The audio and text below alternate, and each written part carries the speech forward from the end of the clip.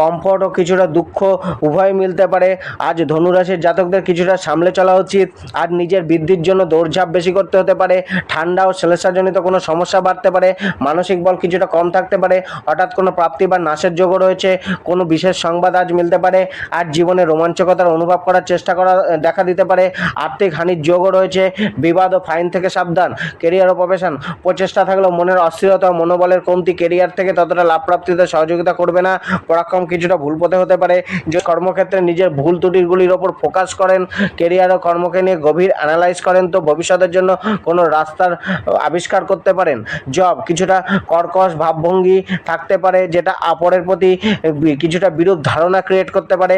আজ মূল কাজ থেকে হটে গিয়ে অবাঞ্ছিত কাজকর্মের সাথে নিজেকে যুক্ত করে ফেলতে পারেন। অপরকে সাহায্য